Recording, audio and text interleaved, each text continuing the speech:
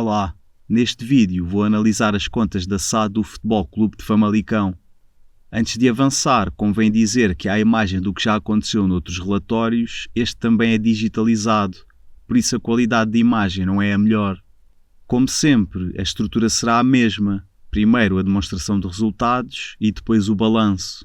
O exercício financeiro de 21-22 não conheceu grande sucesso, o resultado líquido foi altamente negativo, muito porque se privilegiou a parte desportiva. Vamos ver o que provocou este prejuízo olhando para as principais rúbricas, começando com as dos rendimentos.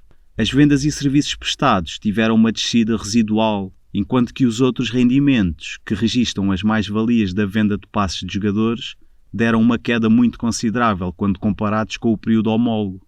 Passo a detalhar estas duas rúbricas. Esta primeira desdobra-se em 9 sub-rúbricas. As vendas respondem pela comercialização de merchandising do clube.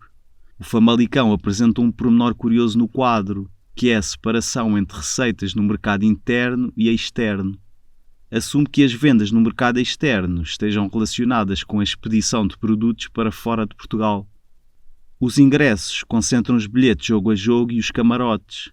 Recolhi informação sobre o número de espectadores em todos os jogos da Liga e a partir daqui pode obter-se a receita por jogo. A lotação média é das melhores no campeonato português e em muitos jogos os famalicenses preencheram mais de 80% da capacidade do estádio. A média e as receitas foram afetadas pelo início da época ainda marcado por restrições nos estádios. Isto toma especial relevância quando os dois jogos mais condicionados foram com Porto e Sporting, que certamente teriam mais público nas bancadas. As excelentes casas e o facto do estádio, que apesar das contínuas melhorias continua a apresentar algumas deficiências, têm levado a algumas manifestações de desagrado por parte da SAD do Famalicão, que quer uma resposta ativa por parte da Câmara Municipal, que é a dona da infraestrutura. As competições agregam os prémios das taças internas. Pelo trajeto em ambas, sobreestimei a receita. Ou então há uma componente que pode entrar noutra sub-rúbrica, como por exemplo os direitos de transmissão dos jogos para a Taça de Portugal.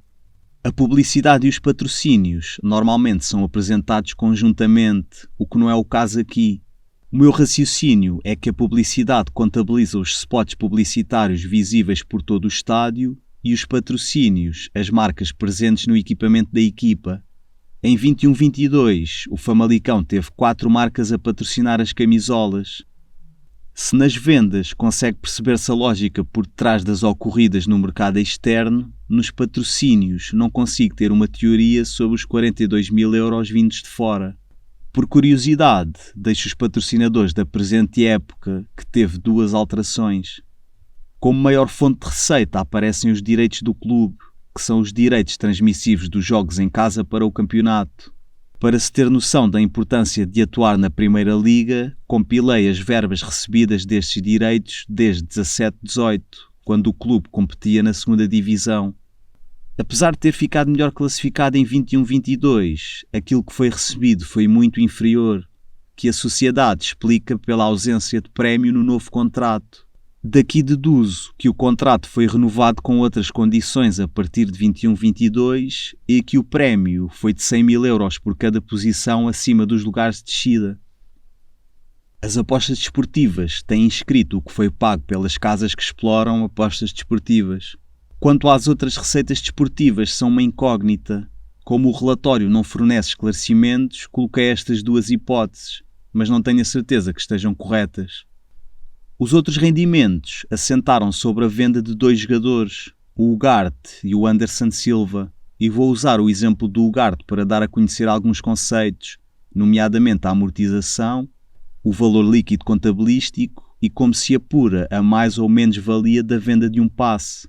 Para estes cálculos são necessários apenas 2 elementos, a duração do contrato e o valor de aquisição do passe. No entanto, isto é apenas uma espécie de exercício académico, porque o valor de aquisição é retirado do Transfermarkt e não é oficial, e o valor das comissões é omisso no relatório.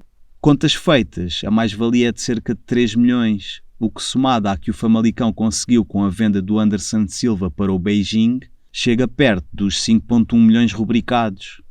De seguida temos os gastos, que se agravaram substancialmente com incidência nos gastos com o pessoal. Continuamos a análise com o que está por detrás destas duas rúbricas. Os fornecimentos e serviços externos contabilizam todos os gastos inerentes à atividade que a SAD desenvolve. Com o retomar dos jogos a 100%, é natural que algumas despesas tenham acompanhado uma maior exigência de serviços a contratar.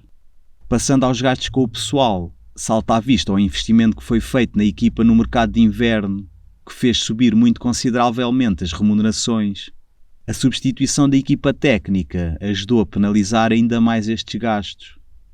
O resultado operacional foi afetado negativamente por dois fatores: a descida observada nos outros rendimentos, fruto de menores mais-valias atingidas no período, e por um aumento significativo dos gastos com o pessoal.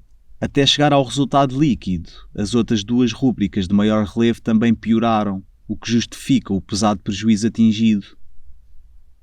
O balanço apresenta uma estrutura excessivamente desequilibrada. Os resultados líquidos negativos das duas últimas épocas colocaram a SAD numa situação de falência técnica. No ativo, encontra-se explícito muito do investimento feito pelo acionista maioritário da SAD, e isso é particularmente notório nos ativos fixos tangíveis. Sem surpresa, são os clientes o maior ativo da sociedade, o que de alguma forma confirma boas decisões de mercado tomadas pela administração. Pela especificidade, vou aprofundar os ativos intangíveis. É nesta rúbrica que está contabilizado o valor do plantel do Famalicão. Este ativo bruto sobe no exato valor dos passes de jogadores comprados. Se for adquirido um passe por 1 milhão, o intangível sobe 1 milhão. Diminui essencialmente a quando de uma alienação de um passe. O valor bruto de aquisição do jogador vendido é retirado deste ativo. Claramente que ou errei por muito nos cálculos, ou os elementos que tenho à disposição são escassos e longe dos valores reais, ou há uma combinação dos dois. Se o Ugarte custou 4,1 milhões, é esse valor que teria de ser retirado ao ativo.